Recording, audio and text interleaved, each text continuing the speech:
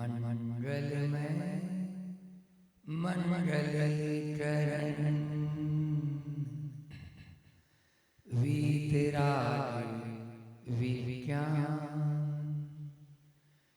नमो ताई जाति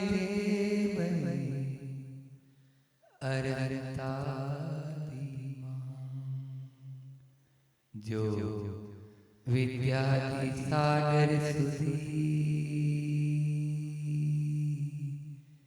जो विद्याधि सागर सुधी गुरु है हितेशी शुद्धात्म में निरत नित्य हितोपदेश वे पाप ग्रीष्म ऋतु में जल हैं सयाने पूजो उन्हें सतत केवल ज्ञान पाने वंदो उन्हें सतत केवल ज्ञान पाने। बोलिए एलोरा के चिंतामणि पार्श्वनाथ भगवान की। परम उपकारी संत शिरोमणि आचार्य गुरुवर विद्यासागर जी महामुनि राज की। पूज मुनि श्री 108 दुर्लभ सागर जी महाराज की।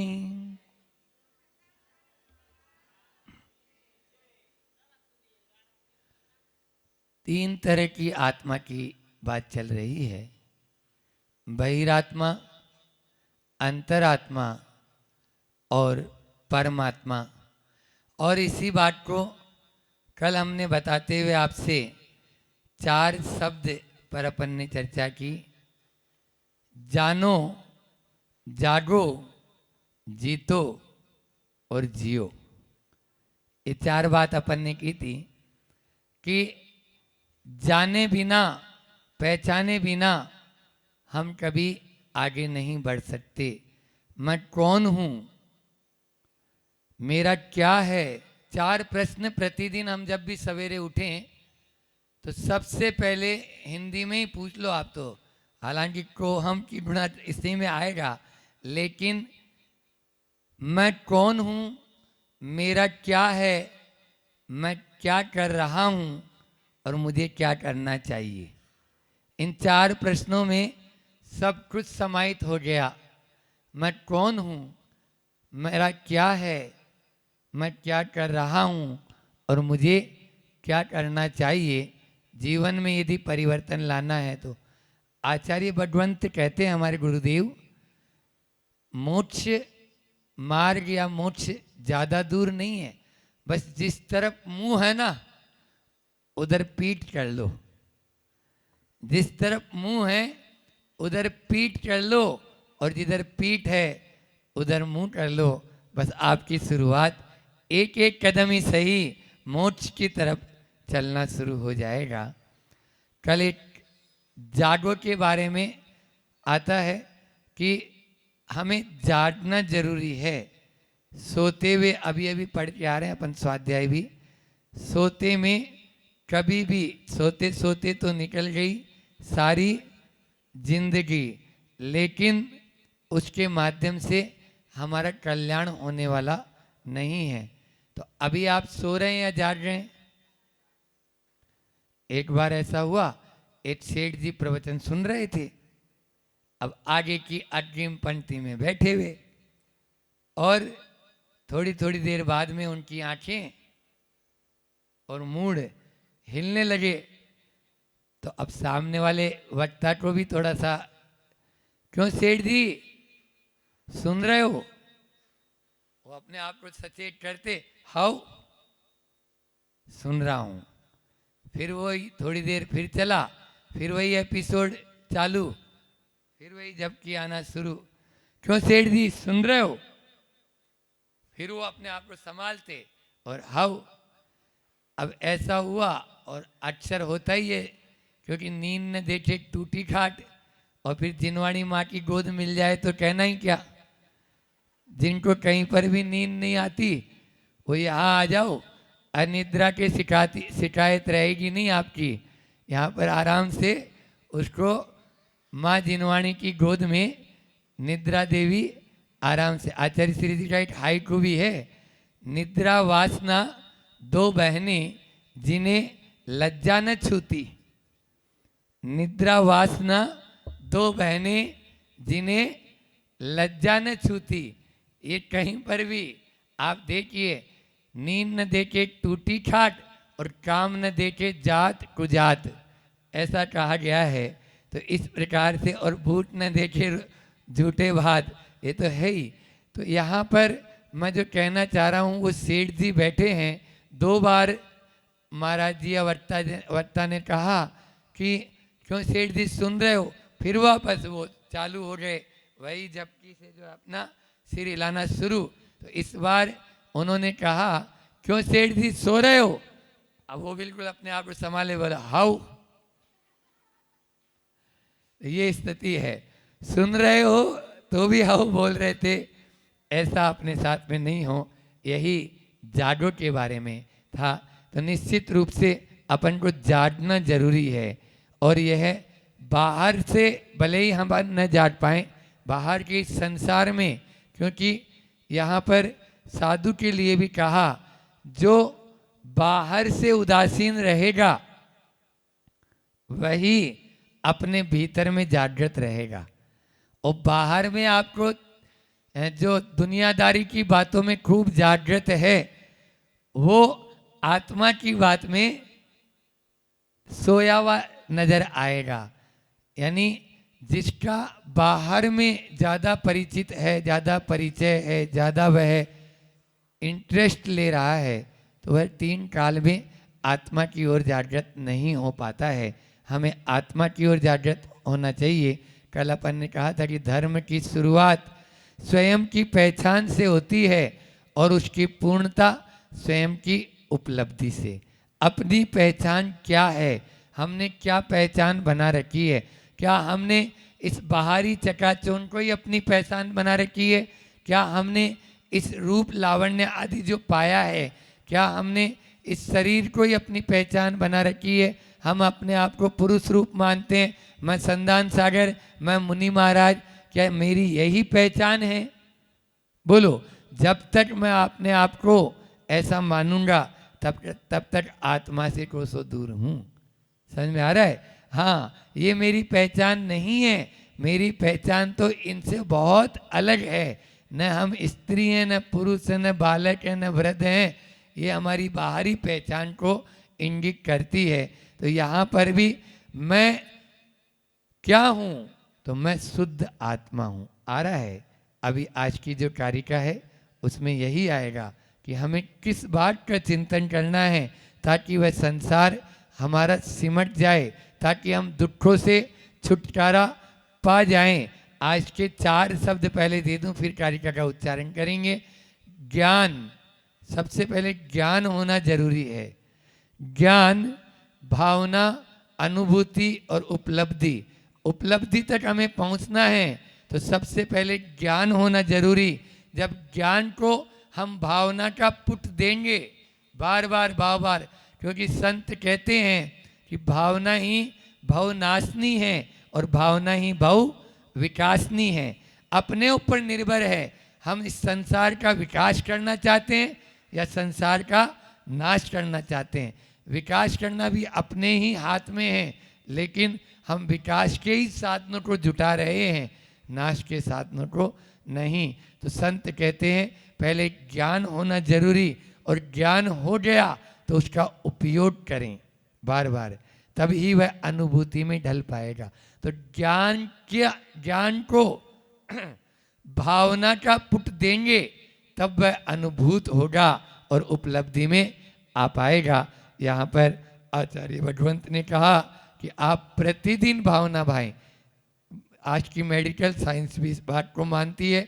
हमारे अवचेतन मन में जैसी हम फीडिंग कर देते हैं वही बातें हमारे लिए चलती रहती है, क्योंकि भावों से ही संस्कार पड़ते हैं और संस्कार से हमारे विचार मजबूत होते हैं। विचारों से जैसे विचार होते हैं वैसी हमारी प्रवृत्ति बन जाती है, और जैसी प्रवृत्ति होती है वैसा ही हमारा चारित्र बन जाता है। इसलिए चारित्र में या अनुभूति में लाना चाहते हो तो पहले अपने भावनाओं को मजबूत बनाना होगा। बार बार एक ही भावना भाएं, मैं शुद्ध आत्मा हूँ, मैं शुद्ध आत्मा हूँ, मैं स्वस्थ आत्मा हूँ, मैं स्वस्थ आत्मा हूँ, मैं पवित्र आत्मा हूँ, मैं पवित्र आत्मा हूँ, मैं शांत आत्मा हूँ, मैं शांत आत्मा हूँ। यही तो भावना युग कहता है, यही हमारे आचार्य कहते हैं। बार बार भावना भाएंगे तभी वह अपने लिए थोड़ा समय निकालें और उस समय में ऐसी भावना भाएं। क्योंकि तन की बीमारी के लिए तो हम अनेकों इलाज करते हैं, थोड़ा सा भी आजकल तो ऐसा भी होता है रूटीन चेकअप। मैंने बोला ये क्या होता है? एक व्यक्ति आया, महाराज जी रूटीन चेकअप के लिए जा रहा हूँ।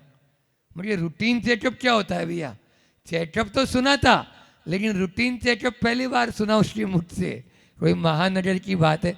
बोले नहीं, वो आजकल सिस्टम रहता है, एक पैकेज रहता है डॉक्टरों का, उस पैकेज में आप यानी अपना यानी जो है ना नाम वगैरह या जो भी जमा होता है राशि वो करवा दो तो आपको महीने में या 15 दिन में एक बार जाना ही है, तो आपकी जांच वगैरह होगी।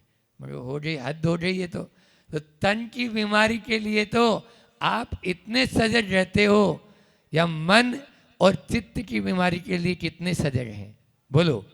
इस मन की और चित्त की बीमारी को यदि ठीक करना है तो आ जाओ एलोरा, और यहाँ पर जो समाधि तंत्र की जो कारिकाएं दी है ना, उन एक एक कारिकाओं को अपने जीवन में उतारते चले जाओ।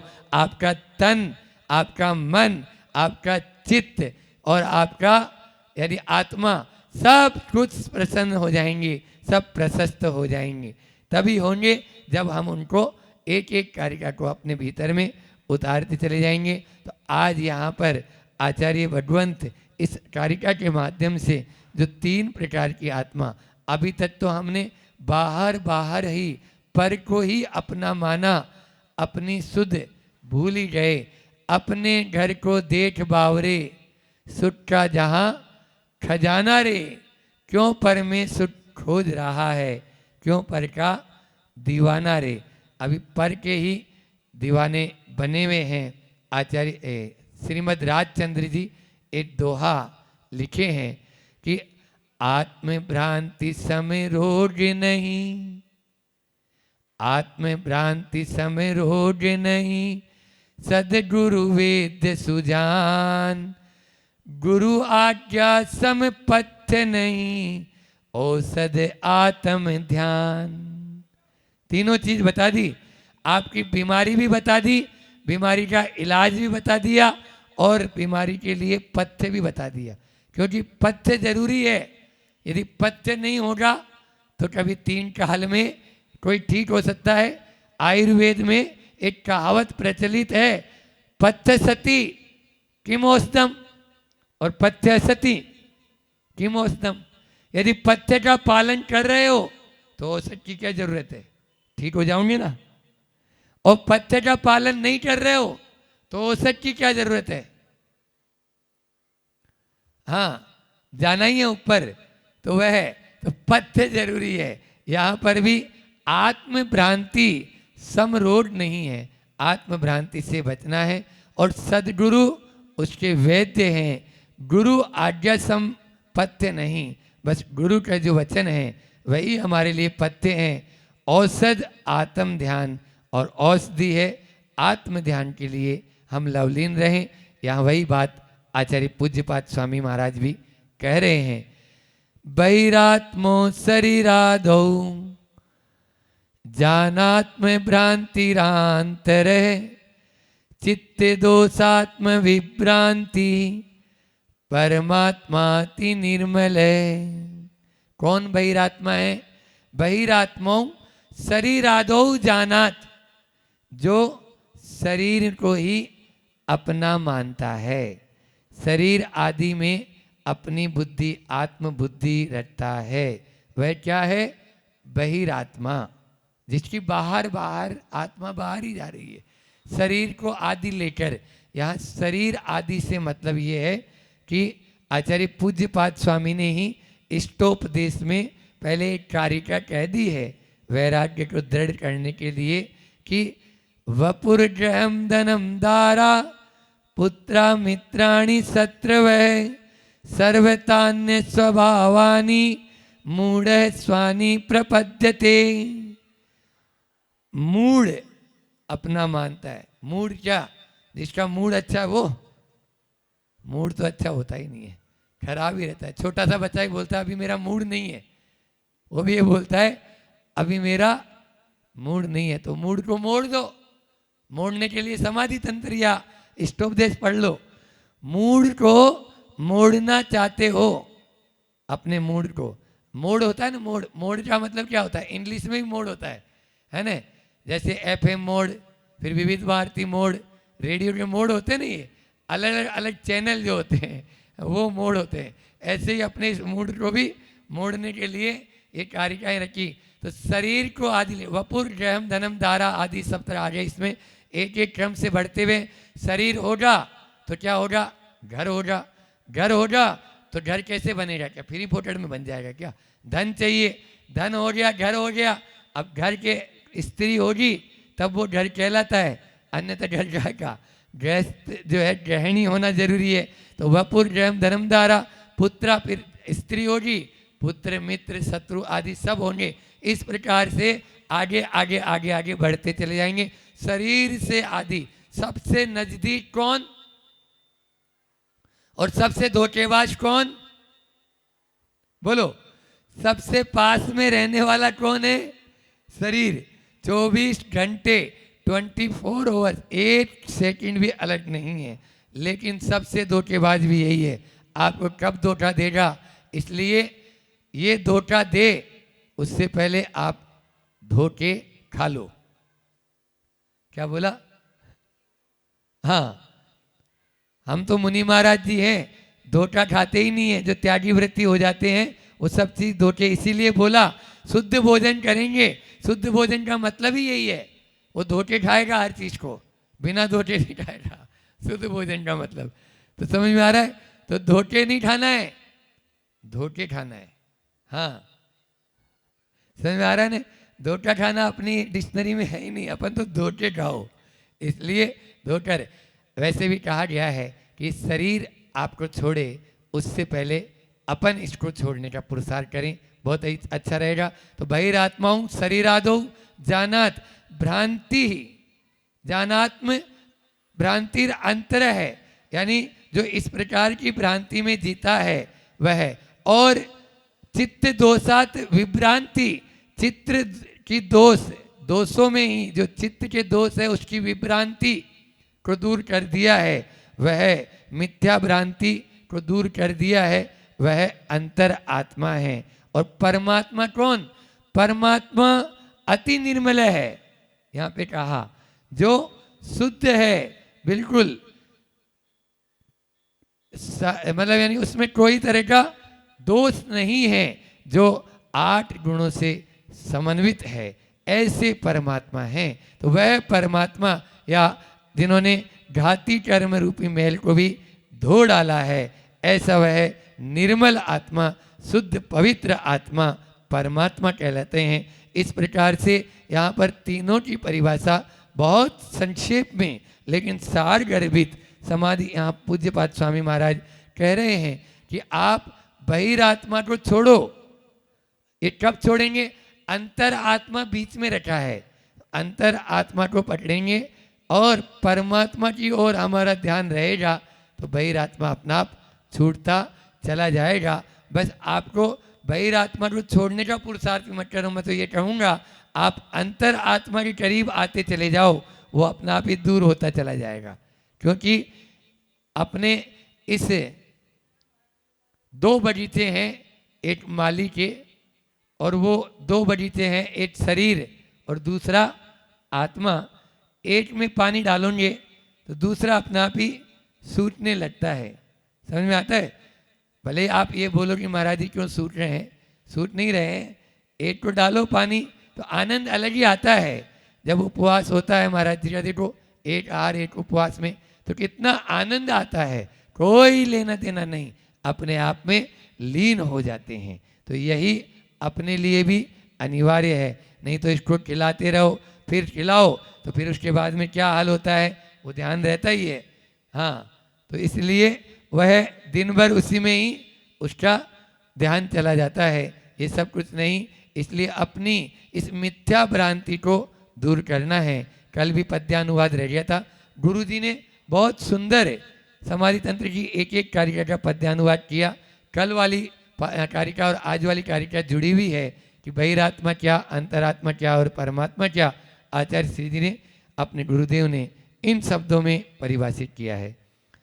आत्मा यही त्रिविध है सब देहियों में, आदेय है परम आत्म पे सबों में, तो अंतरात्म शिवदायक है उपेय, धिक्कार हाय बहिरात्म निंद है ये।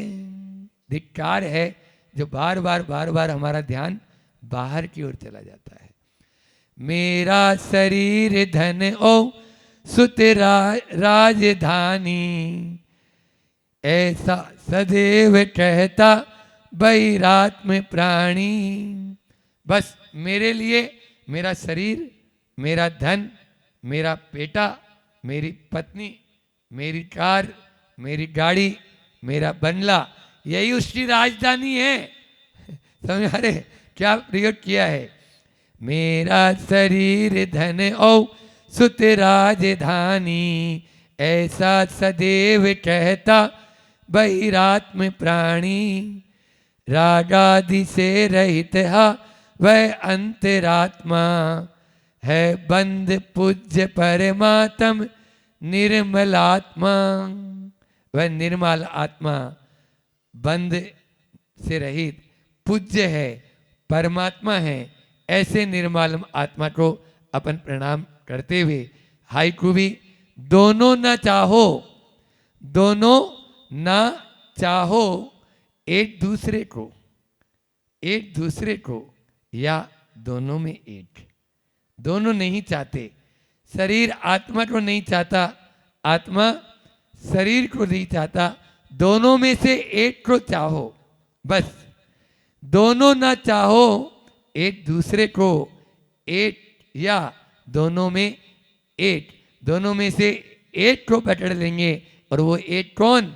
शरीर को मत पकड़ लेना, दोनों में एक है आत्मा। वह आत्मा ही, क्योंकि शरीर तो एक पर्याय है, वह तो बदलती ही रहती है। आत्मा शाश्वत है, उससे शाश्वत को पकड़ लेंगे तो हम भी परमात्मा बनने में देर नहीं लगेगी। बस आत्मा को हम पकड़ें, ऐसी भावना के साथ में एक को पकड़ें तो सब अपना आप ही छूटते हुए चले जाएंगे। उसी की ओर हमारा ध्यान रहे, ऐसी भावना के साथ। अहिंसा परमो धर्म की। आचार्य गुरुवर विद्यासागर जी महामुनिराज की